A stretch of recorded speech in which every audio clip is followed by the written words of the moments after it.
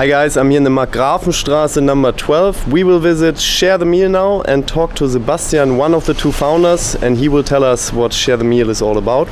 Let's have a look inside. Okay, second floor, and here is Sebastian. I give you the left hand. Nice to meet you. Welcome to our office. Thanks for taking the time. Let's have a look. Sure. Your guys situated here. Is that the co-working of the Plug and Play from Axel Springer? Or? Frankly speaking, I don't know whether it's officially the co-working space, but it's something that we got through our participation with the Plug and Play Accelerator, which was last year. Great. So tell me, what is ShareTheMeal actually all about? So ShareTheMeal is a mobile fundraising platform in the fight against hunger. And in very simple terms, it's this button on your phone. And if you press that button, 40 euro cents go to the United Nations World Food Programme. Okay. With these 40 euro cents, they can feed one child that has nothing to eat for one full day. Wow. And in the app we show you where the meals are being distributed and what our progress is towards ending hunger. That's pretty cool. And do you service a certain region at the moment? I read something about Lesotho. Yes. Yeah, exactly. We are focusing on one country for the start, which is Lesotho, as you say. And we also focus on one intervention for the start, and that is school meals. Cool. And how did you guys get this idea? Were you working for NGOs before? Or? Yeah, in fact, some of us were working for the United Nations World Food Programme in the beginning. And the starting point for the idea really was that we found it really isn't that much money that it takes to feed a child for a full day that has nothing to eat. 40 euro cents. 40 euro cents is crazy. Yeah. That little, Right. And then the idea was if there was some easy way how people could do that, give these 40 euro cents, maybe a lot more people would actually do it. And then we understood that there are 20 times as many people that have smartphones than hungry children. And so the idea for this app came up. Very good. Okay, that's where the IT department sits. Usually they're at lunch. They're at lunch right now. I assume. Yeah. Okay, cool. And then here's the rest of the team. The rest of the team that is not at lunch. Okay, that is not at lunch. Perfect. So why are you guys actually here in Berlin? Well, I think Berlin really is a great city to do a startup. And I think in very practical terms, we just participated in this Plug and Play Accelerator, and that happens to be one floor downstairs. Brought us here. Okay. Yeah. Right, and you as a founder, also as a person, do you have someone that inspires you to get you going every day? It's a lot of work to start up. Yeah, I think it's in reality it's many. It's always hard to find that one person. Somebody that I really admire is Nelson Mandela. Someone that I find interesting out of a business perspective is Richard Branson.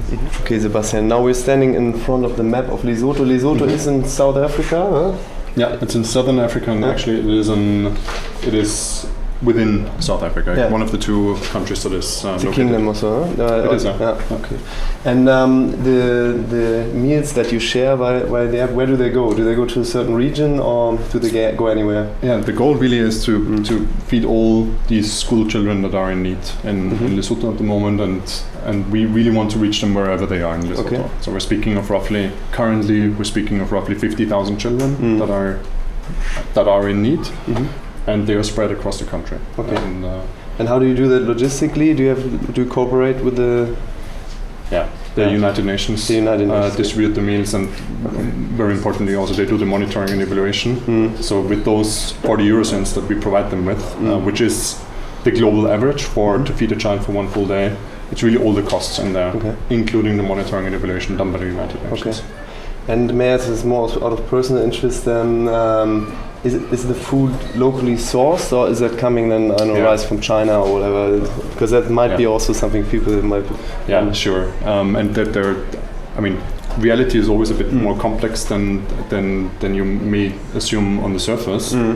But the vast majority of food is locally sourced or locally bought or locally produced as well. But of course it also depends on where exactly that one town is, and in certain situations most situations it's obviously most effective and most sustainable if you source the meals locally. But there are some exceptions where after very thorough analysis you come to the conclusion that it's overall better to bring it from somewhere else. But to give you a rough estimate, about more than 80% of the food that the United Nations World Food Programme sources comes from within, is locally sourced. And that supports the local farmers again and puts these structures in place. Yeah, exactly. Cool. What are the next big milestones for ShareTheMeal? What are you planning? Yeah, so I think in reality the next big milestone is to do the global rollout. We hope to do that still in fall of this year. And in essence, everybody here, the majority of them being volunteers, we're working towards this goal. And we need to tackle a couple of issues to do that. There are a couple of legal issues, there are a couple of budget issues. Obviously, we need to do some fundraising, and then we need to make the app ready and localize it and translate it, get the payment mechanisms to work. All right.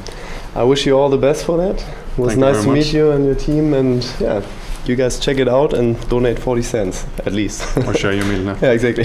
Bye bye.